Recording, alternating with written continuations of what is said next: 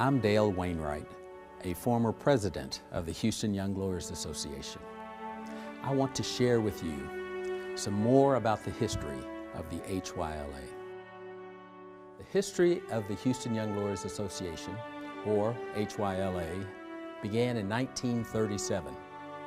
Originally known as the Houston Junior Bar, it was established to give young attorneys of Houston, then a city of only 350,000 people, an opportunity to better know one another and to informally exchange ideas. 17 years ago, the Houston Young Lawyers Association unveiled the first chapter of this video history.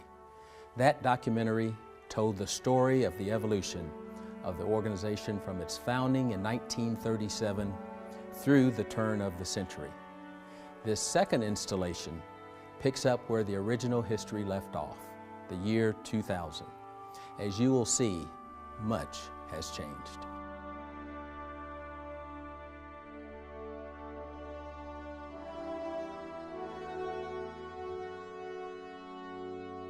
The city of Houston not only survived the dot-com bust, the Enron scandal, Tropical Storm Allison, Space Shuttle Columbia, 4 hurricanes, the financial crisis, and numerous other challenges, but it thrived, fulfilling its promise as a truly global city, adding 350,000 people and becoming home to 49 Fortune 1000 companies, trailing only New York City. While the Astros still have not won a World Series, at least they got close in 2005. And the addition of the new ballpark breathed much-needed life back into downtown. The years immediately leading up to the turn of the century brought with them great growth and success for HYLA. During the time that I'd shared membership from 92 to 94, we went from about 1,100 members to about 2,100 members. And that was the time we had our first big membership growth and got to be an organization that was around the 2,000 member mark. And as a result of that, we had a lot more projects, activities. And challenges, some real. You know, we now have so many more lawyers here, which makes it all the harder to get to know lawyers and to network. And it had a lot of effects that are negative on the profession, because it's easy to be a jerk to someone when you don't know them and you think you'll never see them again.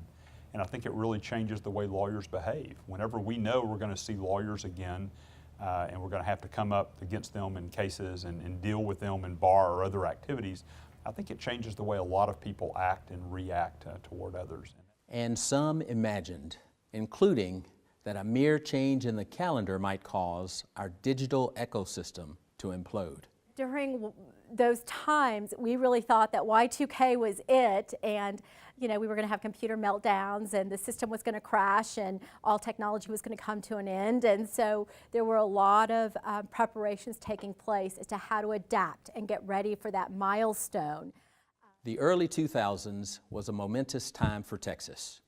Then Governor George W. Bush was sworn in as the 43rd President of the United States. Shortly thereafter, the country suffered the worst terrorist attacks in its history on September 11th, 2001. And the country's response, Operation Enduring Freedom, began less than a month later. At the turn of the century, the Houston economy continued to hum as never before, driven in no small part by the amazing growth of Enron Corporation. In mid-2000, Enron was America's 7th largest corporation, with a stock price that peaked at nearly $92 a share. The company spread work far and wide within the Houston legal community and boosted the Houston economy. However, in late 2001, Enron was faced with a myriad of problems, and by November 30th, 2001, its shares were trading at 26 cents a share. It would ultimately file for bankruptcy. It certainly impacted the legal community, particularly those folks who practiced in larger law firms who saw their clients either take the plunge into bankruptcy or get perilously close. Yet Enron was hardly the only thing the city had to worry about. In June of 2001, Tropical Storm Allison touched down in Houston and caused massive damage throughout the city. We had to relocate our offices. My car was flooded. Our house was actually impacted as well. I mean, it couldn't have been more disruptive as a storm, as big as any hurricane. Yet, as it has before and would again, HYLA rose to the occasion. There was a real effort within the bar to help and to mobilize resources to make sure that lawyers who had been affected were able to continue their practice, meet their client obligations, and get back up on their feet. We did do some emergency response, actually HYLA trying to help people who needed FEMA money, things like that. We were actually doing programs to try to help people get through Tropical Storm Allison, but it was remarkably disruptive. If you weren't here or don't remember it, I mean, it was as significant a storm as any we've ever had. The years that followed were years of recovery and growth for Houston. I think Houston's changed in a lot of good ways. I think it's grown so much in the last 15, 20 years and grown out. And so you've got the energy corridor, you've got, obviously the Galleria was there, but just the diffusion of all of the clients and the law firms everywhere, it's really made Houston quite a different spot. So Houston's really quite different. After losing the Oilers in 1996, Houston built a new football stadium, and the Houston Texans played their first season in 2002. The Astros thrived, and in 2005, they finally made it to the World Series. Months before the Astros made their playoff run, the HYLA would again prove its value to the community through its responses to Hurricanes Katrina, Rita, and Ike. As I was going back over looking at the plaques and the awards that we got for that we received the year that I served as president, I came across the plaque that said first place service to the public. And I kind of had to think back, and had written a little note on the back that said Katrina Project. And that reminded me it was something that and that was very early in my presidency, so we really came together very quickly. We teamed with the Houston Rockets, and it was really neat to see how people came together. In September 2008, the residential real estate bubble burst. Nationwide, more than 6,000 lawyers lost their jobs. Houston fared better than most cities during that recession, but its law firms, both big and small, nevertheless faced extreme financial pressure. The legal job market contracted, summer classes shrank, job offers were delayed or canceled outright. Layoffs were common, and firm expense budgets were slashed. The HYLA found itself having to serve its members in different ways and with less resources. The feeling among people who had just graduated, who were about to graduate, was largely that of someone who is looking up at the ark as the water is rising and realizing that Noah has pulled the ladders up after himself. And certainly I, as HYLA president, wanted to do what I could to ease that transition for them and to help them with whatever they needed, if not to have grabbed the golden ticket, to at least realize that they hadn't been conned into buying someone else's torn stub. The economy was still recovering from the 2007 to 2009 recession, and although the economy was on a mend, it was still relatively flat, which had a substantial impact on the money we were able to raise and our membership numbers. We were having to come up with solutions and programs to a point where we had to be doing twice as many programs for about half the budget, because that's the reality that we lived in. A lot of law firms stopped paying for young lawyers to be members. I completely understand the economics of that. And it's, I think, taken until now to really turn that back around and convince folks that it's a very small price to pay for someone to get experiences that are going to help them professionally and personally throughout their career in life. With time, the market slowly recovered and new life was breathed back into the HYLA. Over the last 10 years, numbers had kind of started to go down and events were getting smaller. So as a board, we really got together and wanted to revitalize HYLA and really focus on the things that young lawyers wanted to do and wanted to see and wanted to be involved in. A significant portion of the awards had to do with our membership growing 169% in 1 year, from 914 members to 1,549 members, including 1,000 regular members. And this increase of membership and membership dues really helps the organization because it significantly improved the type of programming and community service, continuing legal education, and events that we could put on as a result of the increase in revenue of about $93,000 in 2015-2016. More broadly, since the turn of the decade, the HYLA and lawyers have also generally found themselves adjusting to new technological realities. In the early 2000s, the HYLA was still communicating with its members via a physical newsletter, mailed through the U.S. mail. Getting this printed and distributed was no easy task. I can remember that one of the most stressful things about being HYLA president was back in the old days, Pocket Parts was put out on paper. And it was put out every single month, and it was stressful. And it's funny to think back on it now, but the biggest deadline that I had, aside from my work life, was getting Pocket Parts out the door. A lot of our member communication was done through direct mail. We had a mail house that we used. Our newsletter went out in hard copy. We would do membership mailings, getting mailing labels and mailing postcards out was a big part of how we communicated to members. HYLA's leadership, however, ensured that the organization kept up with the times. One of the ways that the legal profession has changed a great deal has been as a function of technology. The way we work and how we work changed dramatically in the last 15 years. One of the things that I did as HYLA president was I created the website. We actually created the website. I think Denise ahead of me and a couple other people, but to my recollection, there was no website before we created it. If there was one, it was static and it was just like a bulletin board with information on it. I think we really just brought HYLA into sort of modern times. It was right around that time that we got our first Facebook account. It was when everyone was sort of getting on Facebook, and we had the first HYLA Facebook page. We took Pocket Parts and went from a paper version to an electronic version that was emailed out to folks. Part of that was budgetary, but it also was just that's how people got their mail. We don't get things in the mail anymore. We get email. And so we really started to do things that were more modern, really focusing on our younger audience, our younger membership.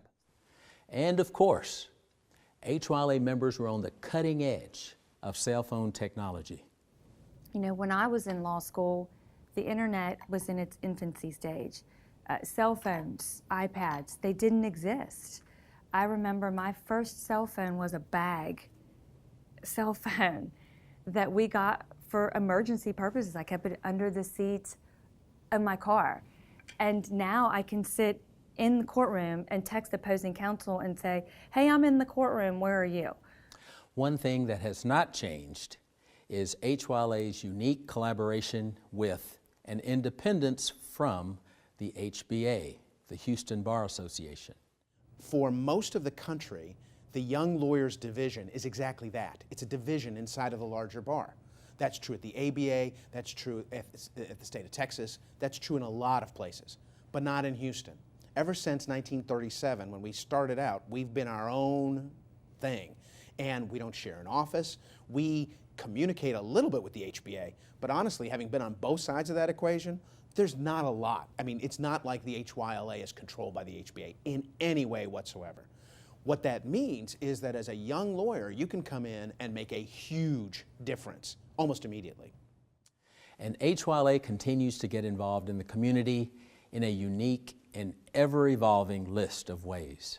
you really could find something that would suit virtually any interest you had, whether it was CLE or volunteering in schools or doing something else that was charitable or just going out for a drink with a group at a happy hour. The HYLA also has kept up with its core mission of serving the community, continuing a tradition that originally began in 1939 when the HYLA was the driving force behind the first legal aid clinic in Houston. There's a lot of things they do to give back to the community, not just to help the lawyers with their development of their career, but also to help the community. You know, we did a project my year called Wills for Heroes, because I also do a little bit of probate law. And so I had done some, had been involved with the HBA and some of their will-a-thons, and I really enjoyed doing them. So I thought we should do a will-a-thon. And we had just a really great will-a-thon where we did wills for firemen and policemen. And so I think having an opportunity like that where we brought them all together and we said, we're going to do this for free as a thank you for your service, they came together and we did it. In 2015, we were able to adopt 2,200 local Harris County elementary and junior high age children and provide them with school supplies, clothing, and gifts. And that was all thanks to the help of our Adopt an Angel committee and law firms around Houston who signed up to adopt these angels and provided all these gifts to them, and then completed the deliveries in December. Probably the thing that I was most proud of that we did at HYLA when I was there was we created a program to train young lawyers to serve as ad litem for these abused kids and go into the court system and help protect them. When I was president, we had 22 community service committees that we handled. I mean, that was a lot of things that we did in the community. One of the things HYLA members like most about the organization is that it teaches young lawyers how to start making a difference. But lawyers are in a unique place to give back to the community. And but they got to learn where to do that. They got to learn how to do that. And the HYLA really provides an excellent training ground for that kind of thing. The value that HYLA brings to the Houston community is public service. I mean, that's what it does best. HYLA, because it's young blood, it's new ideas, it's whatever someone is interested in, this is a platform that they can come in and make a public service project work. Other exciting programs that we had, Clutch City Council, where we brought together the general councils of the Texans, Astros, Dynamo, and Rockets, and got them all together on one stage. And they shared with us how they were able to combine a career in law and sports. Another, I guess, important thing for the 2015-2016 year for HYLA was working with our foundation, Houston Young Lawyers Foundation, for the Law Day Luncheon. It was the 50th anniversary of the Miranda v. Arizona decision, and we had Rusty Harden and District Attorney Devin Anderson come and speak and share the different perspectives of a prosecutor and a defense lawyer on the importance of the Miranda rights. And we had a really incredible turnout and support from the legal community for the Law Day Luncheon. As always, the HYLA still knows how to throw a good party. There were 3-day cruises with the judiciary where participants were able to pick up a whole year's worth of CLE. Now, there's another project that I'm a little bit more notorious for when I was president. I established the HYLA Cruise, which is what it sounds like. Yes, yeah, I never went on it, but yes, yeah, that's right. That's right. Was that, did you hear about that from Shamet, or who did, yeah, okay. Cruising through trial. We had several funny names for it, but anyway, where we would go for 3 days and get the year's worth of CLE, and there were several judges that would go and actually teach the CLE. So we had a CLE event on a cruise ship going down to Cozumel. Now look, let me tell you, when I would show up at the HBA board meetings as the HYLA president saying, we're going on a cruise, people would say, this is the biggest boondoggle. I mean, Mike Connolly, who was the president of the HBA at that time, incessantly made fun of me, which is okay, because I had fun on the cruise. I don't think I can tell you on camera these stories. There was this, I guess, club that you could go to on the cruise that was after dinner that people would go to. Anyway, it was interesting. I believe there were judges that attended the club, yes. But what we didn't realize about the cruise, and what other people who followed me learned, was that the speakers on the cruise were there for 3 days. If you think about most CLEs, you have people parachuting in. Best speaker in the world comes in, gives their 45-minute talk, and they're gone. For the cruise, they give their 45-minute talk, and then you're having dinner with them. And so it really turned out to be an excellent way to get to know the speakers well. So in future years, the HYLA people who were running the cruise invited only judges. So it was an all judiciary for the speakers, and the young lawyers got significant exposure to judges. Oh gosh. So I will definitely take credit for ending the HYLA cruise. My year as president, we had a bunch of the cruise accidents in the news, and we just did not see that there was going to be much appetite for a cruise. I'm still upset with you, Jessica, for taking that cruise away. And when all else failed, just good old-fashioned happy hours. We had a happy hour at a place called the Velvet Elvis, which was sued and changed their name to the Velvet Melvin later, but it's on Richmond. I think it's still there today.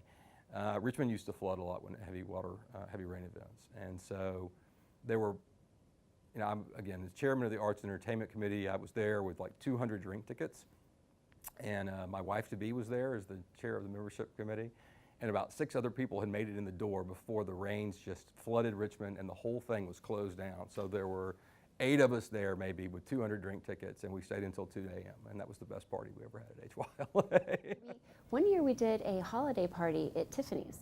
I don't know if anybody has talked about that, but Tiffany's decided to give us an exclusive holiday party. So you had a Tiffany's store full of young lawyers who, if some were like me, had never been in Tiffany's before because it has this reputation of being this very exclusive, high-class store. And when I got to go in and they had it all catered and it was beautiful, I felt like, wow, I really arrived at this place. It was very swanky. So they had us for a couple of years at a holiday party that was really awesome. At least one of the past presidents even found true love at an HYLA party. Unfortunately, I hate to say it, but I found my wife through HYLA, so there's the benefit of what young lawyers should do or why they should join HYLA. One thing that was unique for me and for my year 2015-2016 as president was that I got married to a fellow lawyer, Nate Walton, about 40 days after the HYLA year ended.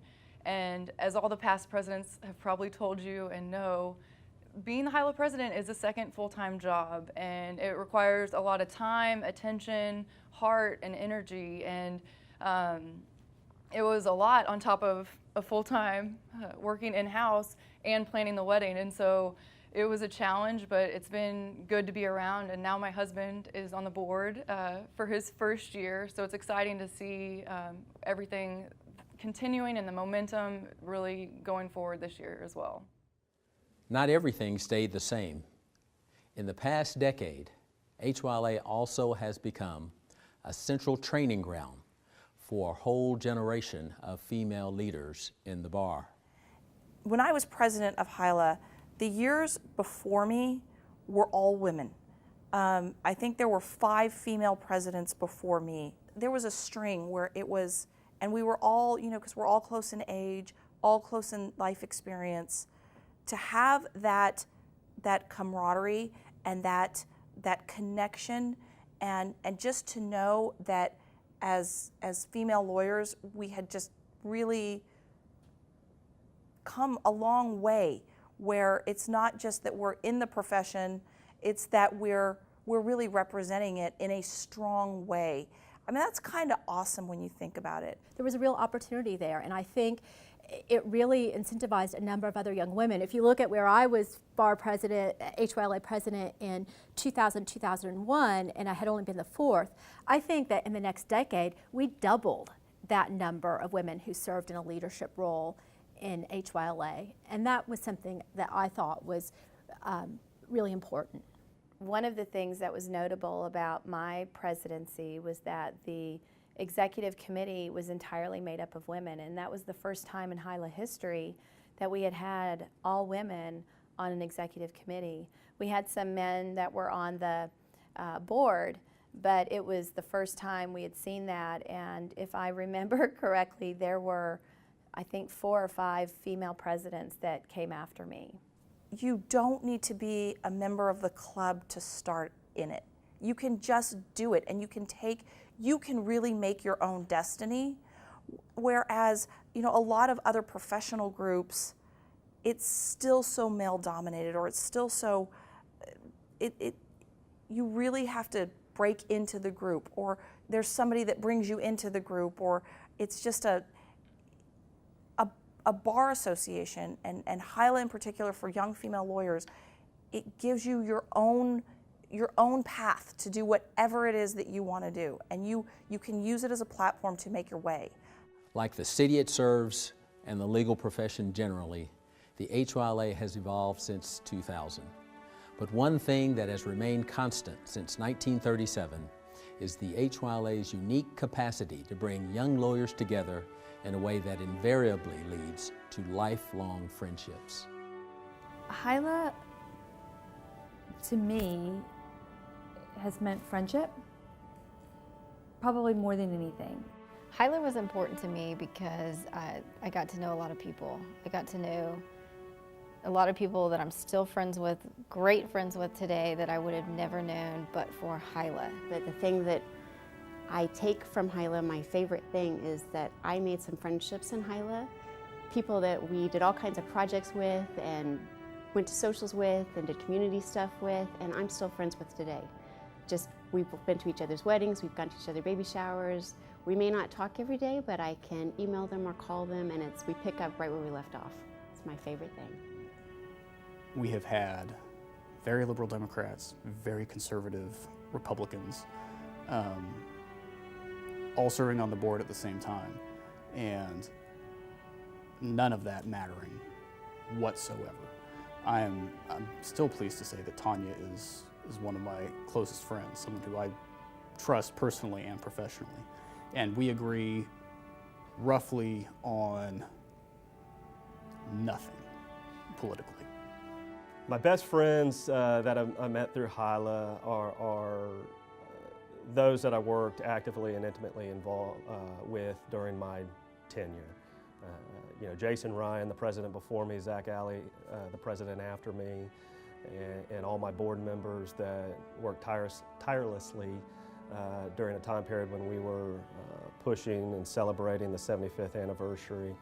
I would consider all of them my best friends in the HYLA community.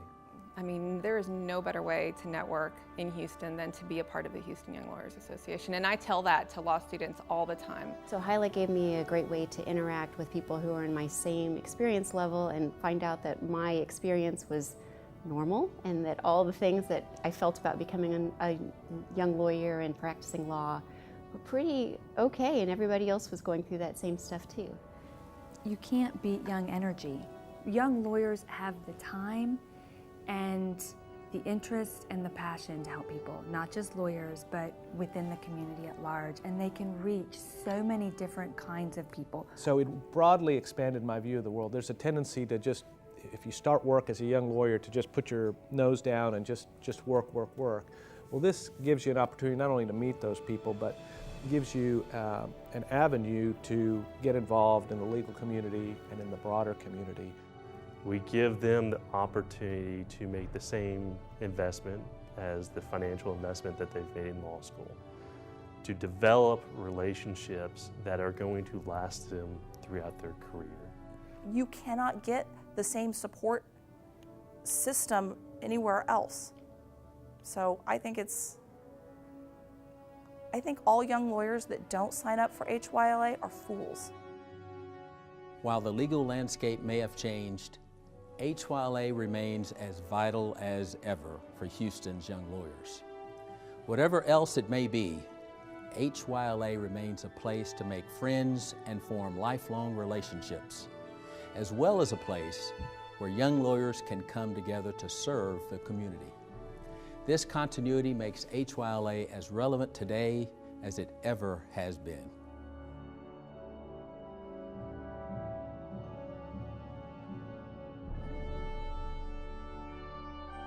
Special things really do happen when young lawyers get together.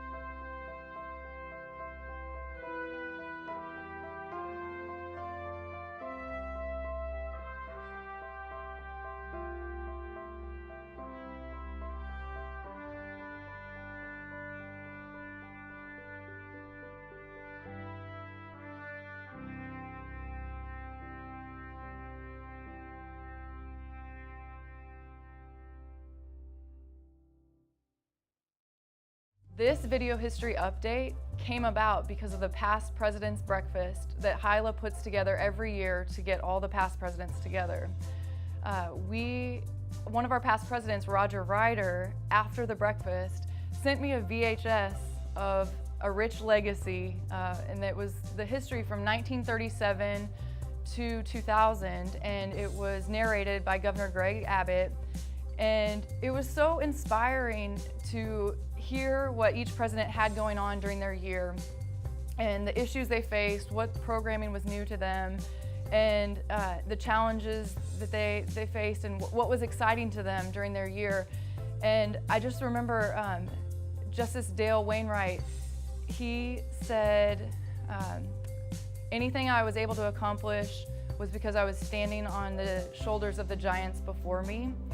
And that really stuck with us, and we put together a grant application to the Texas Bar Foundation, and we applied and we received a grant for $10,000 to update HYLA's video history in this important time of the transition from one executive director to the next. And we were really thrilled to get everyone together and hear and update and complete HYLA's history.